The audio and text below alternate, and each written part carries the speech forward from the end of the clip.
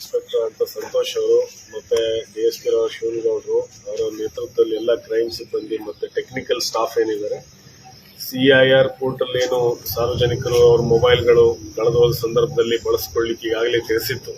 ಅದರಲ್ಲಿ ಯಾರು ರಿಜಿಸ್ಟರ್ ಮಾಡಿದ್ದಾರೆ ಅದರಲ್ಲಿ ಟ್ರೇಸ್ ಆದಂತಹ ಮೊಬೈಲ್ ಫೋನ್ಗಳನ್ನು ಪತ್ತೆ ಮಾಡಿ ಮತ್ತೆ ಅವರಿಗೆ ಏನಂತಂದರೆ ಇವತ್ತು ವಾರಸುದಾರರಿಗೆ ವಾಪಸ್ಸು ಕೊಡಿಸ್ತಾ ಇದ್ದೀವಿ.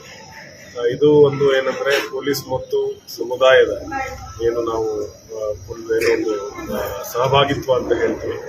ಅದರಲ್ಲಿ ಯಾಕೆ ಅಂದರೆ ಇವತ್ತು ಮೊಬೈಲ್ ಕಳೆದುಕೊಂಡಂಥವರಿಗೆ ವಾಪಸ್ ಮೊಬೈಲ್ ಸಿಕ್ಕಾಗ ಸಹಜವಾಗಿ ಏನಂತಾರೆ ಒಂದು ಇಲಾಖೆಯ ಮೇಲಿನ ಅವರ ಅಭಿಮಾನ ಪ್ರೀತಿಯೂ ಕೂಡ ಹೆಚ್ಚಾಗ್ತದೆ. ಅವರು ಕಳೆದುಕೊಂಡಂಥ ವಸ್ತು ಸಮಯದಲ್ಲಿ ಸಿಕ್ಕಿದೆ ಅನ್ನೋದು.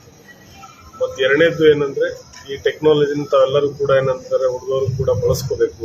ಗೌರ್ಮೆಂಟ್ ಏನು ಈ CIR ಪೋರ್ಟಲ್ನ ಸ್ಟಾರ್ಟ್ ಮಾಡಿದ್ದಾರೆ ಅದನ್ನ ಕೂಡ ಏನಂದ್ರೆ ಸಾರ್ವಜನಿಕರು ಬಳಸ್ಕೋಬೇಕು ಅಂತ ಹೇಳಿ ಈ ಮೂಲಕ ನಾನು ಅವರಲ್ಲಿ ಕೂಡ ಮನವಿ ಮಾಡ್ತೀನಿ.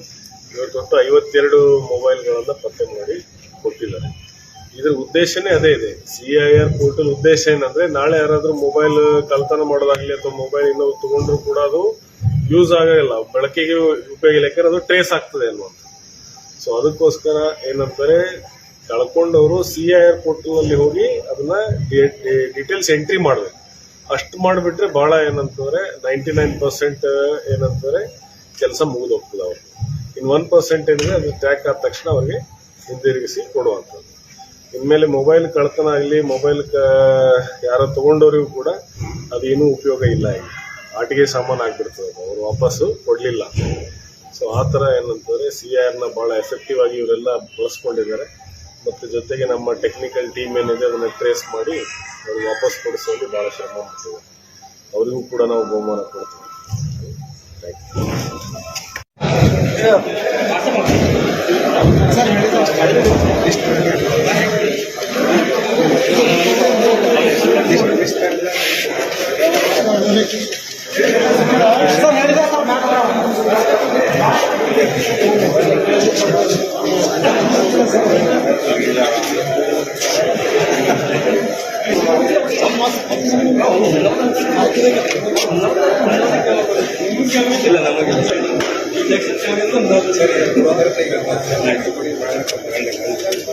ಫೈನಲ್ ಅಂತ ಹೌದು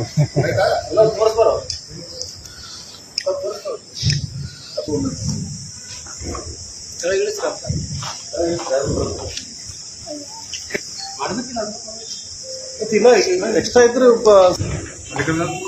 ಬಂದ್ಬಿಡ್ರಿ